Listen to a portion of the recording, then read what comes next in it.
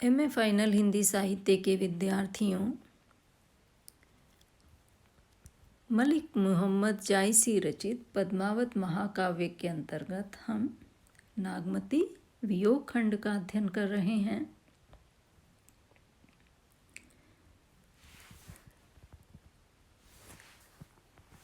नागमती के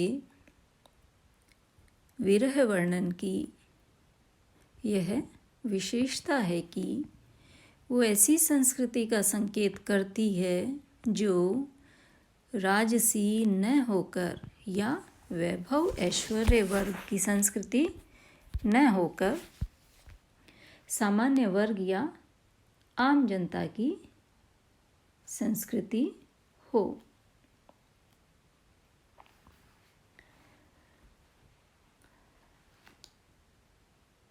वह हिंदू संस्कारों में पली ढली एक नारी के विरह का चित्रण है।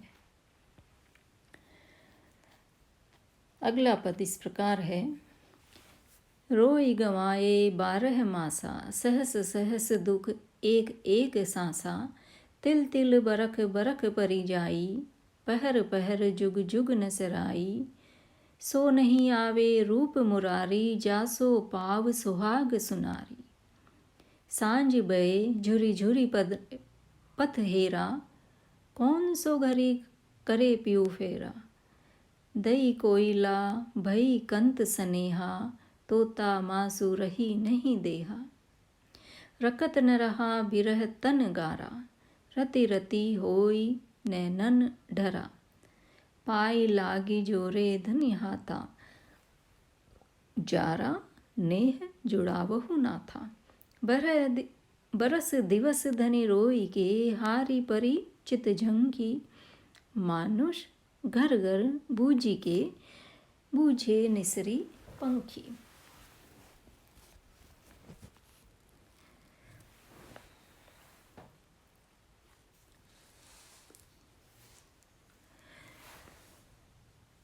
जायसी वर्णन कर रहे हैं कि नागमती ने रोई गंवाए 12 मासा अर्थात रो रो करके विरह में 12 महीने बिता दिए हैं। अर्थात नागमती ने अपने प्रिय के वियोग में रोते हुए 12 महीने काट दिए हैं। सहस सहस दुख एक एक सांसा, और इन 12 महीनों में एक एक श्वास में उसे सहस्र सहस दुखों की अनुभूति हुई। उसने एक एक सांस में हजार हजार दुखों को सहा है। तिल तिल बरख बरख परी जाई, पहर पहर जुग जुग न सेराई। अर्थात तिल तिल समय उसके लिए वर्ष वर्ष के समान बीत रहा था।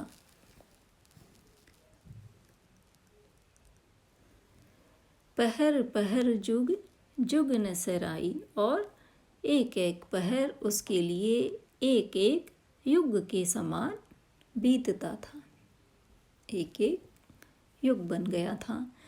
सो नहीं आवे रूप मुरारी, जासो पाव सोहाग सुनारी। सो नहीं आवे रूप मुरारी अर्थात श्री कृष्ण की भांति सुंदर उसका प्रिय उसके पास नहीं आता,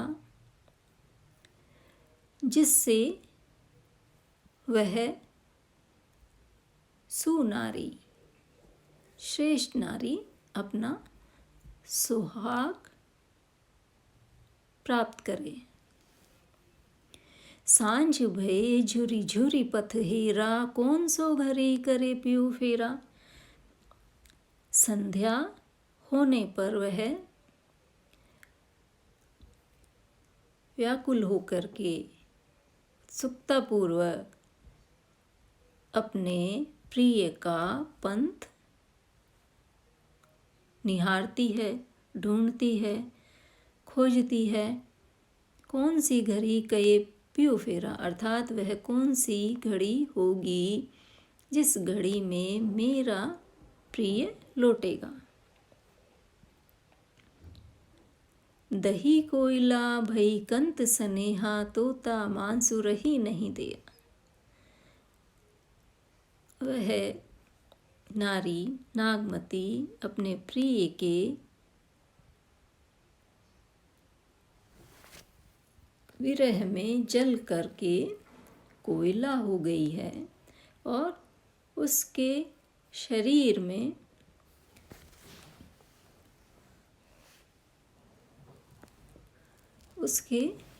में तोता भर मांस भी नहीं रह गया है, अर्थात उसके शरीर का सारा मांस ही जल गया है।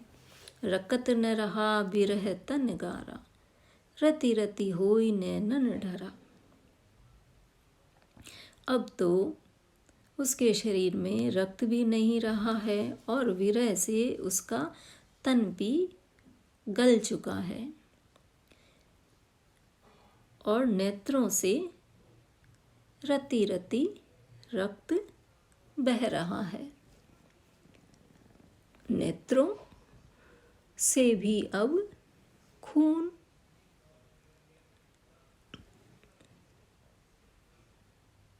बहकर समाप्त होने को है। यहाँ पर जायसी के वर्णन में फारसी प्रभाव है।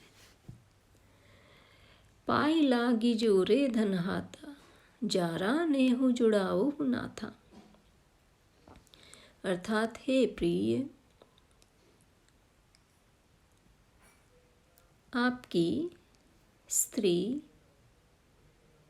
आपके पांव पड़ती है और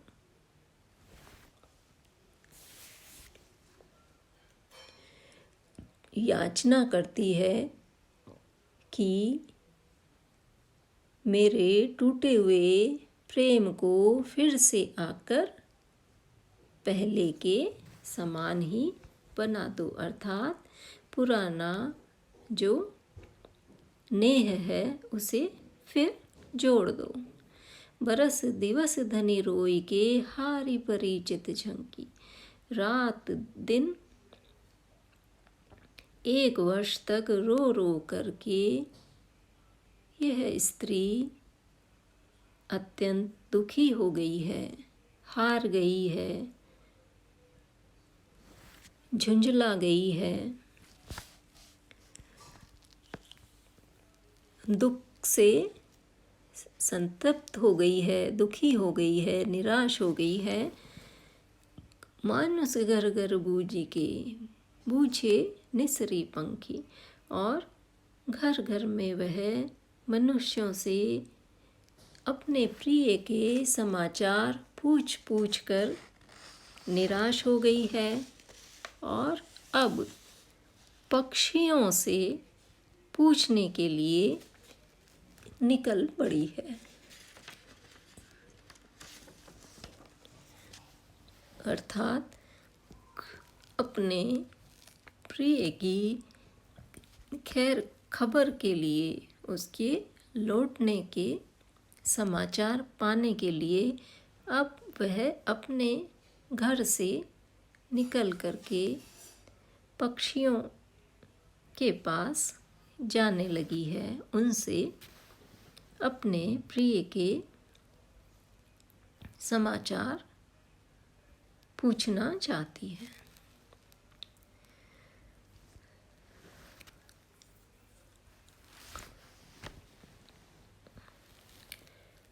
तो इस अवतरण में चिंता, उद्वेग, अभिलाषा आदि विरह की मनोदशाओं का चित्रण कवि ने किया है।